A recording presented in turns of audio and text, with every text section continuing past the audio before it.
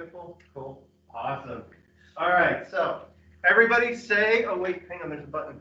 I don't know what high fidelity mode is. Enable high fidelity mode to make sure, whatever, I don't care. All right, everybody, say hello, Dan. Howdy, Dan. Hello, class. Dan is a very close friend of ours. We have known each other, how long? How long have we known each other, Dan? You think I took your course in 2010? No way, it would have been later. I was still in grad school. That was your first class that you had ever taught outside of 2013. the 2013. Yeah, Wow, my really off. Yep, so Dan is a former student of mine.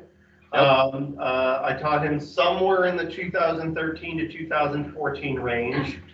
And what's that? Game himself came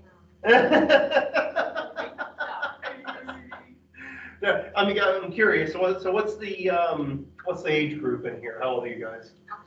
17, 16, 16? Yeah. Okay. 15, 22. 22. Okay. 15.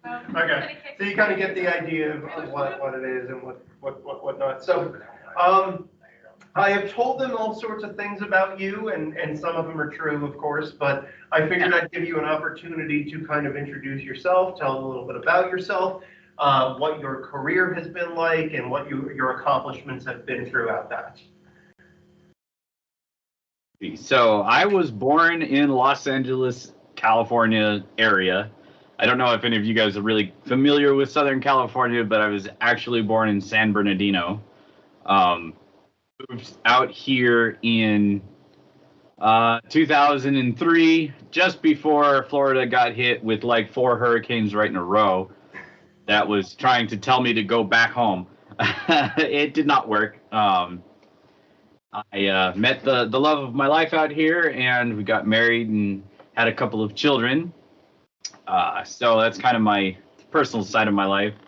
I have been a software engineer since I was around 10 years old, long before the internet existed, before Windows existed, when everything was text-based screens. That is when I came on and started learning how to code. I have been doing it as a job for around 25 years now, for various places. I've worked in food industries, I've worked in hospital industry, I've worked in mechanical design and engineering industry, I've worked for NASA. Gosh, I've been in a lot of different places. And when I was at NASA, I was a principal level engineer, which means kind of like a team lead. And that is when Google and Microsoft and Amazon, all of the big name companies came calling, and I turned them all down because I did not want to move back to California or anywhere on the West Coast for that matter. I decided at one point after taking Anthony's class and graduating that I enjoyed building people more than I enjoyed building code. And teaching, mentoring, and coaching were far more satisfying to me. So I decided to become a manager, which is not perfectly intuitive, but in today's world, leadership means being able to coach and mentor other people. So if your goal in life is to obtain leadership at any level, that's something that you have to be comfortable doing. And for me, that's my passion. That is what gets me out of bed in the morning. I am currently the director of engineering for an insurance technology company. Have you guys seen those commercials on TV? It's Progressive, where they talk about how you can compare insurance rates from other companies. Yeah. They're using my team's software to do that comparison. And so, like, that's my little claim to fame is just, yeah, I lead the team of 25 people that is responsible for that software, which ended up creating that commercial. Cool. Awesome. Okay. So what's been the most, as you've said, you've worked for NASA and a myriad of other companies. What's been the most satisfying or fulfilling of the jobs that you've done thus far? Probably my work at NASA, I'd say, because of two things.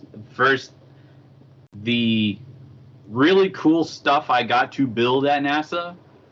On one hand, like there's a weather system that tells the launch control room whether or not it's safe to launch. I built that system. You can actually access that system from the public. You can see what weather is going on Merritt Island, thanks to the software that I wrote. Like you can go on there and see it, and like what it predicts is going to happen, and what would happen if a rocket actually launched.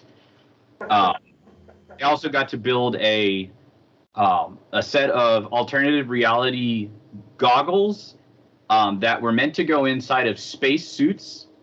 Because if you think about it, those suits are sealed from the outside, right? There's no exchange between the outside environment and the inside environment. And so the people in the vehicle, the space vehicle, and the people in Houston need to know what the environment on the inside of the spacesuit is like. So they need to know things like oxygen levels, CO2 levels, temperature, humidity. All of that could be warning signs that something bad is happening to the astronaut. And so I got to work on a system where we built goggles that allowed the astronaut to see with a heads-up display, kind of, Quake style, what their, all of their stats, what's going on. And if they really wanted to, because astronauts are really glorified engineers, they could pull up three-dimensional drawings of the part that they're working on the outside of the ISS and make sure that it matches spec. So I got to work on that. So all of that stuff is really cool, right? I'd say the other thing that was super satisfying was the pivotal moment that changed my career trajectory. NASA had decided to create a program that took non-technical people, so people who did not work in engineering, they didn't work on computers, they did other things, and put them with me to teach them how to become technical. So I had a guy from the janitorial staff whose job every day was to clean the floors. I had a person from the finance team who crunched numbers and approved travel requests. And I had someone from HR. And 18 months later, they were coding, building a website for NASA to track congressional actions. And so that program, two people's lives were changed. The janitorial person and the financial person went into software engineering and are still there to this day. And the feeling that I got from being able to have such a major impact on their lives was indescribable. Cool. And that was when I decided, okay, I need to finally give in and go ahead and become a manager. So you've talked to me in the past about how you're self-taught on pretty much everything that you know how to do. In fact, you have an AA or an AS degree, but that has nothing to do with anything you have ever done. And right. You actually graduated with your degree a few years back, but all of that was done before you even graduated, right? Yes. How do you get to that? What does that look like in your head, or looking back at who you are and how you developed as a person? Because some people have trouble loading a dishwasher, and you essentially taught yourself how to code and learn every language pretty much out there regarding software development. What does that even look like for you? How did that go? I think I'm one of the, you know how everyone is born with a particular talent, right? Sure. And really all talent is the ability to gain a skill quicker than other people, right? So my skill, my ability is that I learned how to learn quickly.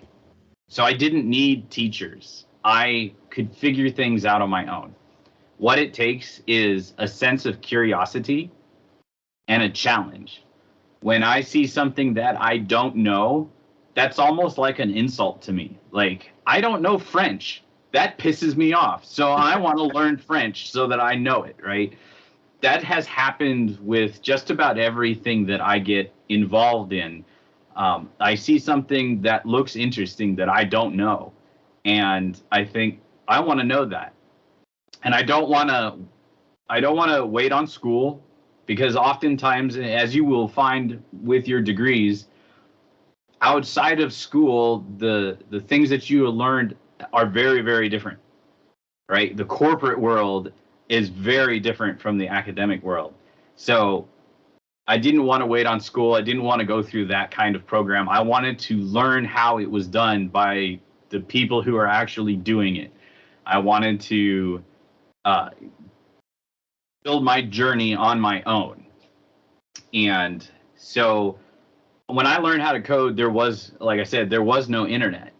The best I could do was go to a library and borrow a book on software engineering that was written for college students, and I was like 11 years old trying to figure this out. And it was a matter of everything has its own terminology, its own vocabulary. And if you can understand the vocabulary that's associated with it, then you can figure out the rest of it. Okay. Like mathematics, advanced mathematics has its own vocabulary, right? You have Greek letters that represent different kinds of values. You have weird symbology that are defined as, certain terms like coefficients and factors. Like, what are those things? If you can master that vocabulary, then it's easier to put together everything else. Gotcha. Vocabulary is part of communication, right? So, well, that's why I consider speech to be one of the most important courses you can take. And I'm kind of glad that it's kind of forced upon all students as a prerequisite, because it's very, very important that you are able to understand someone else communicating to you and that they understand you communicating to them. What were some of the personal challenges that you faced in the process of learning, or maybe not even necessarily in the process of learning, but just who you were as a person developing and growing throughout life? Were you always good at time management? Were you ever bad about procrastination? Like, what were the things that you had to overcome personally? Oh God, I'm terrible at time management, even to this day. There are some things that necessity drives. Time management has never been one of my biggest strengths. And oddly enough, paying attention to details has been a challenge. You would think that for anyone that has the word engineer in their title, that they see minute detail on everything, but that has not been the case for me for most of my life. I have had to train myself to look for small details, to train myself to make better time management, which is an ongoing work in progress. I'm not sure I'll ever be really good at that. But those are some of the things that, because I need to be better at them in order to do my job, in order to provide food for my family, I put them as a very high priority to constantly focus on. Coming up, one of the biggest challenges as a kid growing up in California is that my parents were dirt poor. So purchasing a computer, purchasing software, purchasing any form of training was completely out of the question. So I had to earn everything. My first computer, I spent 2 years mowing everyone's lawn in my neighborhood. They would give me like $5 a week. I would mow their lawns, and you can imagine it took a very long time to earn like $500 or whatever it was then. So I could buy my first computer. But what that meant was I had invested so much of my soul into getting that thing that there was no way it wasn't going to happen. So once I had it, I appreciated how much effort I had to put into it, and I just continued to invest in it. Sometimes people have a very hard time finding that thing that they're passionate about. Was it a process for you? You know, or did you always kind of know what you wanted to do, or how hard was that? It's funny. I think I consider myself very lucky because I did stumble upon the thing that was my passion. But if you ask my mom that question, she would tell you that I was into car mechanics, guitar playing. I mean, this should sound familiar to you. I was writing. I had written a couple of novels. Like, I had interests all over the place, and any one of them could have been the thing that became a career for me. But something about computing said, this is the way of the future to me. I don't know if it was copious amounts of Star Trek that I watched, and I got it in my little head that that is going to be the future, so I might as well, get on that racetrack at an early age. Yeah. But I recognized that the computer industry technology was going to grow. And that if I was part of that wave, I could grow with it. And I did. Compared to other stuff which hasn't quite advanced, car mechanics they still turn the same wrenches, they still use the same oils. We have more computer parts in cars now, but it's still fundamentally the same kind of system. Whereas computing has disrupted the way of life for everyone now. Do any of you guys know anyone who doesn't have a computer? Nope, nobody. I mean, other than the fact that they're literally walking around with micro PCs in their pockets continuously. When I was your age, I was the only one in my entire friends group that had a computer at home. You have the biggest what? If I was the only person in my friend group with a computer, I have the biggest ego. I would be a villain. They could not trust me. None of my friends knew what a computer was. They didn't care. Like, it was something that maybe their parents used at work, right? They didn't have, like, I think maybe the closest thing to it would have been a video game system, like the old original NES was probably the closest thing that they could compare a computer to. So they all thought I was nuts with this weird obsession of writing code. Sure. Like, look, I can tell it what to do, and they're like, so what? I tell you what to do. Now, here's a kind of a different approach to this, and something I'm curious about, and I'm sure that they would be curious about, is you've gotten older, you've learned so much and whatnot, but what's it like looking back at who you were, say, when you were 15 or when you were 20 or 25, and maybe if you could go back and talk to yourself or give yourself some advice, what would you even say? That's a good one. Wendy and I were actually having a conversation about that similarly a couple of weeks back. One of the things that I would tell myself at probably age 15 through 20, is I would probably grab myself by the shoulders and tell myself, you don't know anything yet. Think you know the world, but you have no idea what it's really like. Had a pretty big ego, as you can imagine, me being all super smarty pants computer programmer guy when I'm 16. But I thought I understood how all of the world worked. I thought I knew how to get by in it. And I thought I knew what I needed to do in order to survive. And looking back at it now, I was barely able to survive quite a bit of that. If one of the most important lessons that I learned after that age was knowing what I don't know and seeking out. I don't seek to learn the things. I seek to learn things that I don't know yet. So it's like, if you understand what you don't know, you're better than the person who thinks they already know it all. I think there's an old Chinese proverb that you can't fill an already full cup. Yep. You know, and that's really important. So my advice to myself at that age and to you guys would be to figure out what you don't know about yourself, about your career path, about your educational path, and continue to keep that list up as you cross things off and go, yeah, I know that now. Add to it. Don't ever let it falter, because the more that you understand what you don't know means the more growth you have to go. What were some of the low points?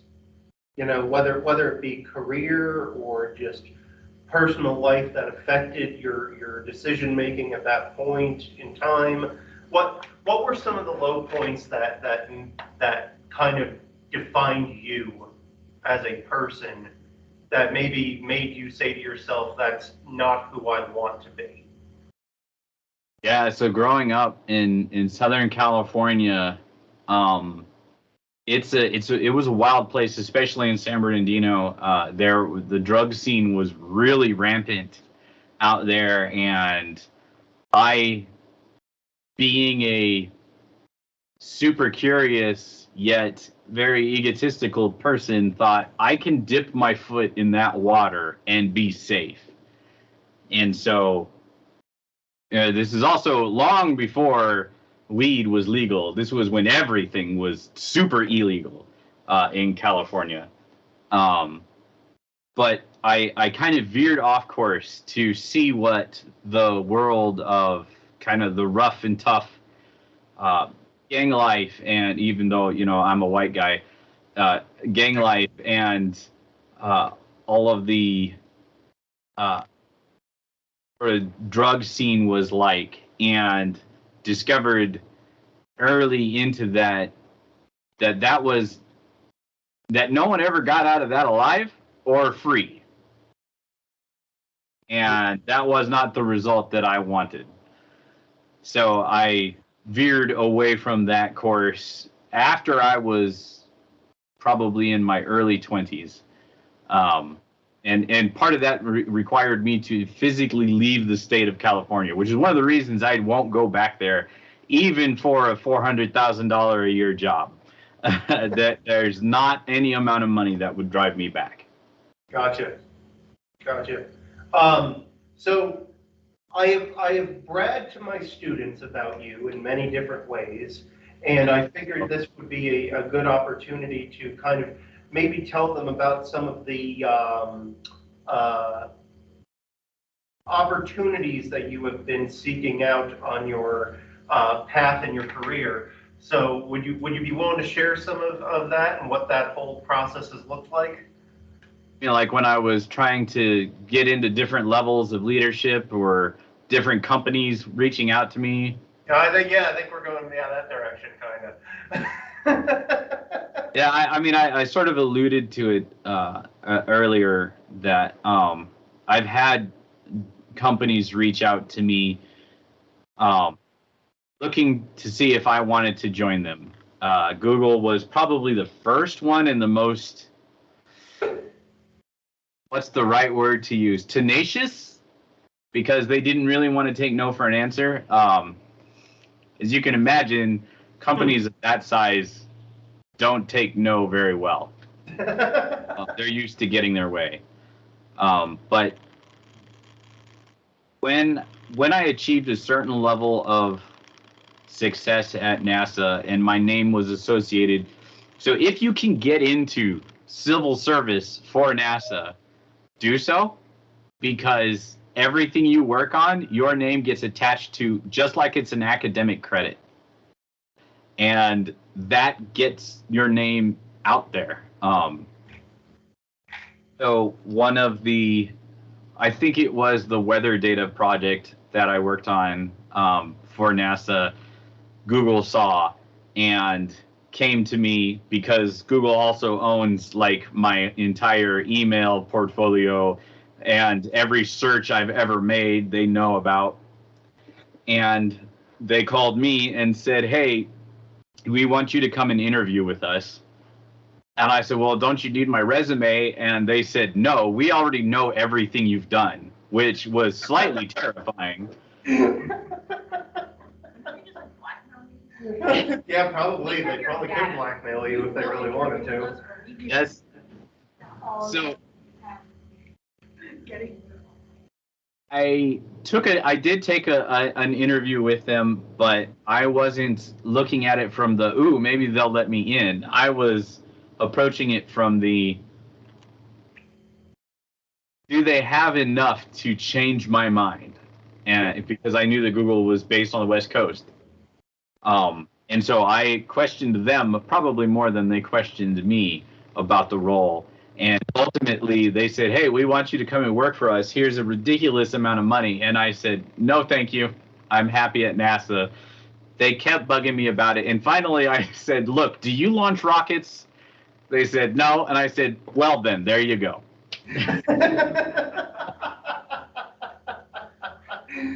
Okay. So this isn't the first time you've turned down Google. Oh, they've come back a few times since then. Recently, actually, Facebook reached out to me a few weeks ago, and I started, okay, maybe Facebook's different. They were a little different, as in I wouldn't have to move over there to work for them. But there's a difference in working for a company that has 100,000 employees versus working for a company that has 100 employees. Sure. Right? And when you're one of 100,000, the CEO doesn't know who you are. I guarantee none of the executive staff would know who you are. The company that I work for right now, the CEO, the CTO, the whole executive C-suite, they all know me. They know what I do. They know what I can provide. We call each other by our first names. That feeling is very different. So Facebook was a no from me, even though they offered ridiculous amounts of money and all these crazy perks. That's not what I would want for my career now. So I've turned down a lot of the big names. Amazon was another one that asked me because I actually have friends of mine that work there who keep trying to poach me, and I keep telling them no because Amazon, not the shopping part, but the data center and computer services system they call AWS. Yep. That system is a circus, and nobody knows what's going on. It's constant chaos, and it's not a place that I want to be. It would drive you nuts, wouldn't it, to have to Yes, because I manage that. Right. They have a reputation for creating a team, giving them a project. Halfway through that project, they send everyone on the team to other teams, and they grab another team and build it and say, "Here, pick up where this other team left off." As you can imagine, that's a lot of chaos. Yeah. And in my career, that's not what I want at this stage. There's a point in time as you're growing through your career where you want money. It's all about money. The bigger money, the better. The bigger benefits, the better. It's like, oh, I get insurance now, so I don't have to go broke going to the doctor. That's a great thing. But there comes a point where that shifts, and you're like, I'm happy with the money that I'm making at my level. I'm happy with the benefits. Now I need to focus on, am I happy going to work every day and doing what I'm doing? Or is this a toxic environment? Is what I'm doing boring? And so you get to that point, and I would argue that the sooner in your career you figure that out, the happier you will be long term, because the money will come if you're happy. Because if you're happy, you're doing a good job, and the people who run the company will see that. And in turn, the company makes money, which then gives you more money, and it grows. So you have been in the market for a new position recently. Have you made a decision on which direction you're going? Yes, I was given an offer actually today that I said, okay, this will work. The company that I work for now, I mean, it has a fantastic culture.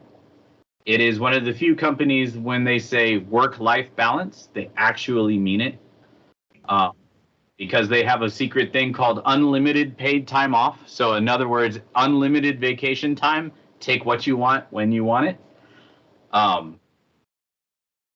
But I needed to change my compensation because my life is about to change. And I needed to kind of adjust my trajectory a little bit. Whereas I was immediately placed as director, which is a level above management. It's an executive level. I really wasn't ready to be an executive level leader. And after a year and a half of doing it, I figured out, yes, I could figure this out, but it's very stressful to do that while I'm doing the job. And so I wanted to kind of alter my path a little bit, not so quite steeply angled,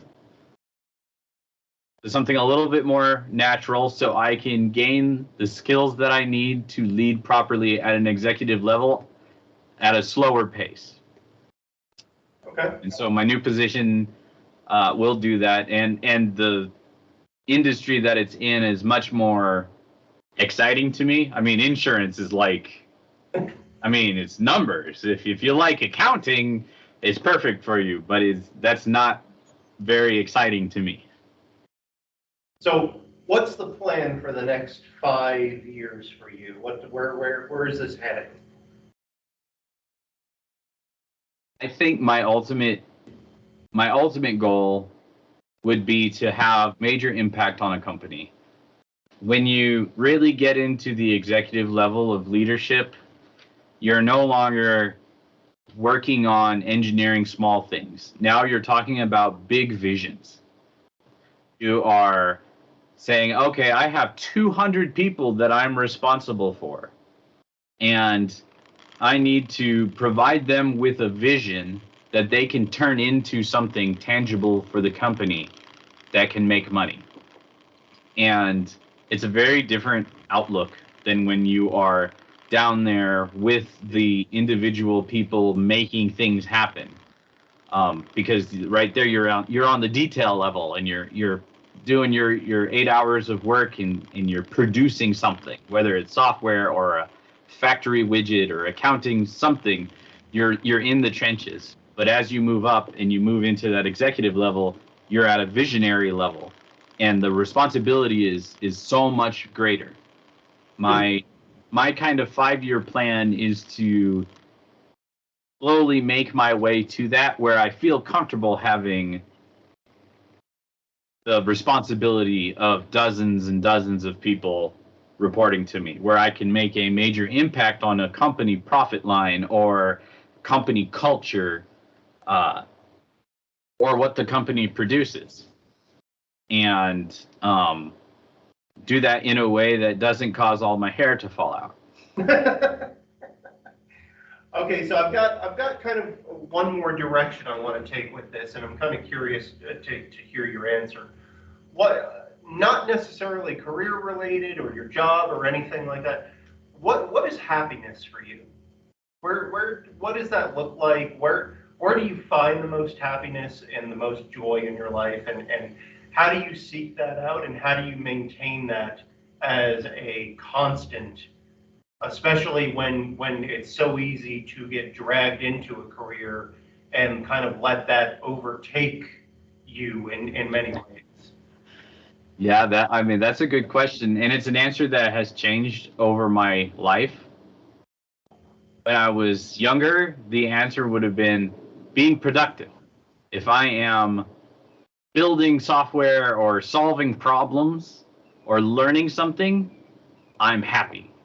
Kind of that self-improvement has always been part of my character. And so as long as I felt like I was marching forward towards something, improving myself, body, mind, whatever, that was happiness for me. Nowadays, I have learned that while continuous improvement is still something that is satisfying to me, I find that more and more happiness comes from the simpler things. Building things with my hands, working with the land. One of the things that I want within the next 5-10 years is like 100 acres of land where I'm growing stuff and doing things with it. I like building tangible stuff that I can hold and show. Recently, I realized that in the course of 25 years, if the power goes out, everything that I have built in 25 years goes away like that. But my dad and my grandfather, who built houses, if the power goes out, you can still drive past their house. You know, the houses that they've built, they'll be there for hundreds of years unless they burn down or, you know, get wiped out by a hurricane. But the difference in that is striking. So I've learned that my new definition is being able to improve my ability to build things with my hands and have something to show for it even after the apocalypse happens, which could be any day. not to throw shade on everyone's happiness. So, if you were to have a room full of moldable minds available to you, and you were to give them one piece of advice heading forward in their educational career, their lives, their futures, their relationships, if you had just a couple of minutes to kind of share what you would, how you would advise them, and what you would tell them that you maybe wish you had known before. Sure. There's so much to pack into that. One of the most important things that I think has made me successful in life and has steered me out of the darker times is empathy for others. Understanding someone else's perspective is important and powerful, especially someone that you work with or work for. But also when you're in a relationship with your partner, understanding how they feel, understanding their perspective on life and their dreams and goals, and how that aligns with yours is very important. So I think that's probably one of the biggest and most difficult skills to gain, is having empathy for others and understanding their perspective. I've learned throughout time that most people, and I say most, not all, but most people are not intentionally being assholes. You know, that sometimes they just believe that they're right. And that could be entrenching on your rights, but understanding their perspective will help you be able to work around or with them. Because sometimes you're in a situation where you're stuck with someone. You know, maybe it's your boss, or maybe it's a colleague at work, or a peer at school, and they are just the biggest jerk.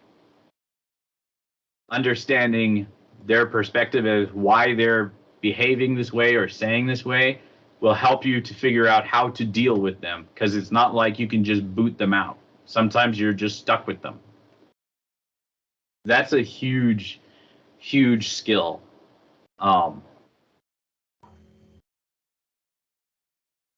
I would also say that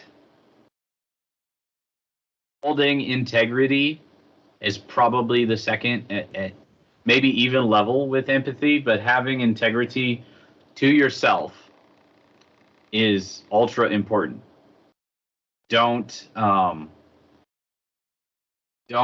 sacrifice your principles or anything or anyone else.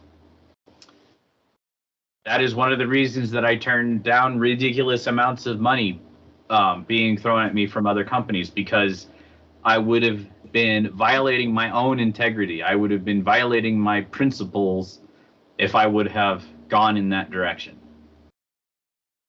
Because it might look like it's worth it at the time, but in the end, it never is. It always ends up poorly for you because it was not aligned with you. So if you hold integrity to yourself and integrity to your principles, other people will see you as someone who has integrity. And that is a trait that people who are looking for relationships want, people who are looking for employees want. That's a valuable trait. And it's something where it's like, you won't regret being 90 years old and having never violated your own integrity. You'll be a happy person if you get to that age and you're like, yep, I never violated my own principles. Guarantee it. Cool. I think you have to go at 3 o'clock. Is that accurate? More time if you want. Okay, cool. They canceled my other meeting, meetings, so. Keep you if you had another meeting you had to go to. I want to make sure I give them a couple of minutes to kind of ask questions and be able to talk to you. But something you said caught my attention. A mantra of what you tell yourself, how you speak to yourself, your inner dialogue of maintaining a healthy mindset or a healthy psychology, and it, not necessarily just in work, but also in your relationships and family members and stuff like that. How do you overcome the negativity that inherently pops in at times? Because I'm speaking because I know you, and, Yeah. and I know you're very good at it. And I figured I'd ask you, what does that look like for you inside the brain of Mr. Strohschein? Another way of saying that is how do you defeat imposter syndrome, right? Do you guys know what imposter syndrome is? All too well. All too well. We're hearing lots of nods. Why don't you go ahead and define it, just your version of it? So imposter syndrome is, at least the way I see it, is when you're in a place, in a group, or doing something that you don't believe you are good enough to be doing or are good enough to be part of, that you don't deserve this. A lot of people that I work with who get into leadership for the first time have strong imposter syndrome, and they think, oh my goodness, someone is going to figure out that I don't know what I'm doing and they're going to fire me one day. Right? That's kind of the mindset, at least in the corporate world. But that has to go to negative self-talk, right? When you're like, you idiot, why did you do that? When you're talking about yourself. I've learned this is not an easy thing to overcome. And I know everybody has it. It's okay to acknowledge when you've made a mistake. And I do it in a weird way. I'll be like, Dan, why did you do that? That was not the right move. And I'll use my name. That way, it almost sounds like another person is talking to me. But I don't do it in a mean way. I acknowledge the mistake. Like, okay, I screwed up. What can I learn from this? My whole life is always about learning, right? Continuous improvement is about learning. And so anytime I make a mistake, how can I learn from this mistake? And I try to turn that into a positive. Mistakes happen. We're all human, right? You're never going to be able to get away from that. But how you react to the mistake and what you take away from it is the important part. So if you can learn, I shouldn't do that next time this situation happens, or I shouldn't say that next time this situation happens, that's a plus. You've learned to be better. So I don't let mistakes come at me as a negative thing. Sometimes stuff happens to me that was not my fault at all. Right? I mean, what they say is shit happens, right? That's true. And then I just have to realize can't control anything but yourself, right? You can only control your reaction to what happened. You can't control your friends, you can't control your partner, you can't control your boss, but you can control your reaction to the things that they do. And the things that happen in life, like, storms come and, wipe out half of Florida. COVID comes and kills all our family members and friends. Those are things we can't control. And letting go of that, saying, I can't control that, is big. And most people can't do it. But letting go of that and saying, okay, well, that happened. What's my next move? And focusing on yourself and your own reaction to it is big. And like I said, most people can't do that. A lot of people fall apart, or they look for someone to blame, or they blame themselves, even though it was nothing that they could have done. Sure. That's one of the things that I have had to learn over time is, well, that happened. Maybe I could learn something from it. Oh, I'm not doing what that guy did. Yeah. But you can't always learn. Like, a hurricane comes and literally kills 100 people. I don't know if you can really learn anything from that other than don't live on the coast of Florida. Whoops. Yeah. Like we do now. Yeah. Yeah. So, I guess I'll ask, does anybody have any questions they would like to ask? Anything that they're curious about? By all means, feel free to jump at him and give it a go. He's right here. Anyone? What's that? It is Ask Me Anything, like on Reddit. Go ahead, come on, give him a question. You get the man himself here. I think they're scared of you, Dan. I'm just trying to think of how to word what I want. Okay. Because it's particularly about your work on the special goggles for NASA. And I'm just trying to think of how to word it. Were they inspired by a science fiction movie? So we did steal, we're inspired by Jarvis from Iron Man. Because at the time that project started, Iron Man had just been released in the theaters, and we had been trying to figure out how is this thing supposed to look? Like when you're sitting in this giant fishbowl of a helmet, what are you supposed to see? And then Iron Man came out, and we all went to the theater to see it, and we're like, that right there, that's exactly what they're supposed to see. Yeah, good. All right, so I don't know if this was necessarily part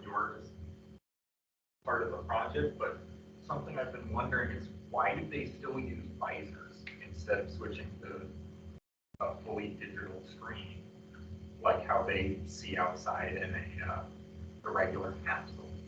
Like why are they using clear glass to see through, since that shape is such a difficult shape to mold? In the helmet itself? Yeah. I think part of it is, at least from the original astronaut designs, the technology was just easier and simpler to put a screen that you could flip down and block out lights. But they didn't, like, if you've seen cameras from the 70s, they were like these big, giant, 35-pound beasts. So that wasn't going to work, Modern designs have toyed with the idea of having a camera in front and then you have a video screen in your face. The thing with everything that NASA builds is that you have to, especially if it deals with human life, it has to have a backup to a backup to a backup to a backup, right? And so if you're on the moon and your camera dies, you're effectively blind, right? So you need some way to see, especially if like you get hit with a solar ray and all of your electronics die for whatever reason. You're in deep trouble, and you're far away from help, and you don't have a lot of tools with you because all of that stuff weighs, and there's only so much you can send up there with people. So having in a lot of cases simpler solutions are better for NASA. Interesting. That makes sense. It does. Yeah. Guys, you got anything? I have a question. You asked your question? Okay. I thought it was inspired by The Martian, because he has the same thing. The O2 screaming at him, he has the duct tape it. By the time that movie came out, we are already well on our way to making it work. Now, the interesting thing that I should note is we finished our code, we finished the hardware 3 years ago. It will be another 4 years before what we built is put into a spacesuit, because they have this system at NASA called Technology Readiness Levels, TRL. And if it deals with human life, it has to get to, I think, TRL 7 or 8. And each level takes about a year to complete. And that year is testing. They test it in all kinds of crazy, weird circumstances to figure out where is it going to fail, what happens if it fails, what are the backups, how do we, work around it. And so it has to get to that stage to be considered mature enough to interact either with command and control systems, so the vehicle actually launching, or human life, which would be anything pertaining to the spacesuit or the inside of the vehicle, or the tools that they use. Isn't there an inherent problem with that, though, of where we've progressed in 5 years is massive? Yes, that's why you'll hear a lot of people say, oh, the technology I have in my cell phone is the same technology that ran the entire shuttle system. That's true. It's true because of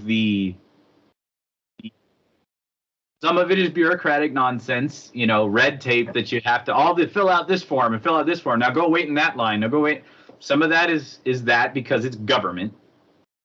And some of it is just an overabundance of caution because NASA has lost people in horrible ways. Yeah. And so they don't want to repeat that. But if you want to look at a company who does it in a way that is as efficient as it could be, while still holding that level of quality, look at SpaceX. They are the first and perhaps only commercial company to get to the point that they are, where they are launching with all of their own technology, and they're using their own spacesuits on people in space. So, but they are not a government entity. So they count every dollar that they spend. They want to be as efficient as possible, where the government doesn't really care. There is no bottom line to protect. Right. And that's something that you were talking about, is the idea of the longevity that it takes for a government institution to do something, whereas SpaceX and Elon Musk essentially go, oh, that didn't work? All right, build me 5 more, and I'm going to go ahead and, keep testing them, rapid fire until we get it right. And then, there is no bureaucracy. There is no red tape that you have to go through to make that happen. So, yeah, that's ridiculous. That takes that long. I had no clue that. I mean, I always knew that there was a system of checks and balances, but that almost seems counterintuitive, It's painful, and over time, like it was at 3 years, and then it was 5 years, and then it was 7 years. Some of these systems take 10 years to get from prototype to actual use. But think about it. We went overnight from flip phones with plastic keyboards Yep. to an iPhone. Yep. You know, Glass 10 with a capacitive touch years. interface. That's ridiculous. I mean, Yep. look at something as simple as like drone technology. Like in 10 years, drone technology is, we're now at the point that Amazon's ready to start delivering with FAA, regulations. And you got Joe Schmo down the street who can 3D print and put a freaking machine gun on it if he wanted to, Technology is always going to outpace the government, unfortunately. So the good and bad thing about working for the government, I can tell you this. The great thing is there is no stress. Like, everyone barely puts in 40 hours. And no one cares. Deadlines are like, oh, we missed our deadline. Oh, well, just move it back a month. We'll try again. Like, there is no pressure. When it comes to spending money, they're like, quick, we haven't spent our budget. We need to buy some useless stuff so we can make sure we hit our budget. They believe in spend everything you have, because next year you might not get that same amount if you didn't spend it all. Gotcha.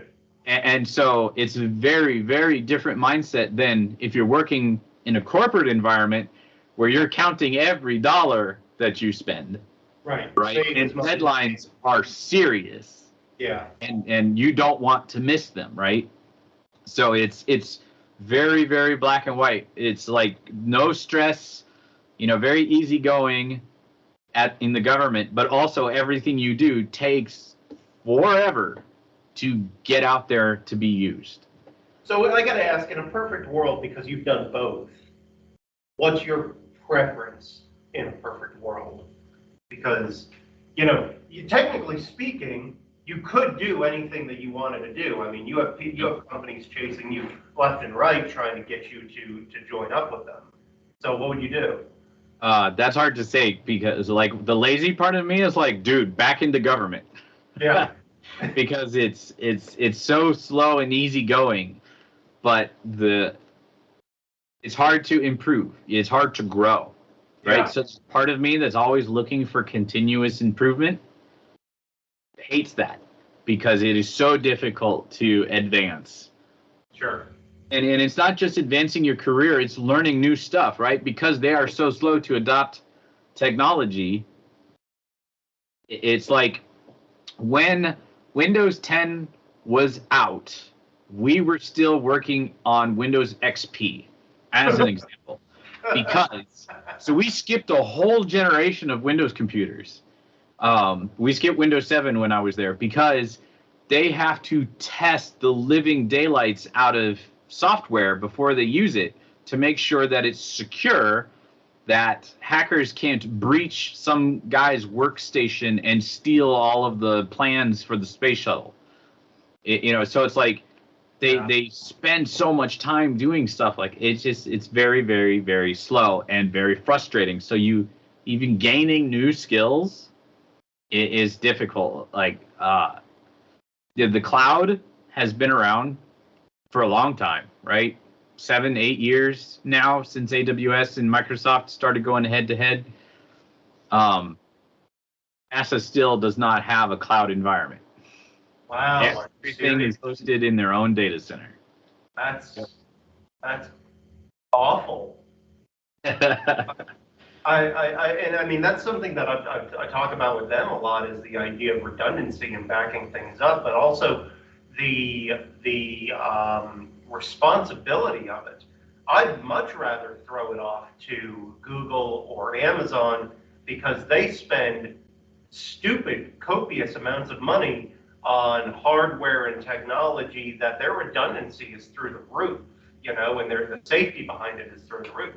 So I can't even imagine or want to think about what NASA has to spend in their own database, or how limited their database is, or how archaic the database is, based on what you're saying.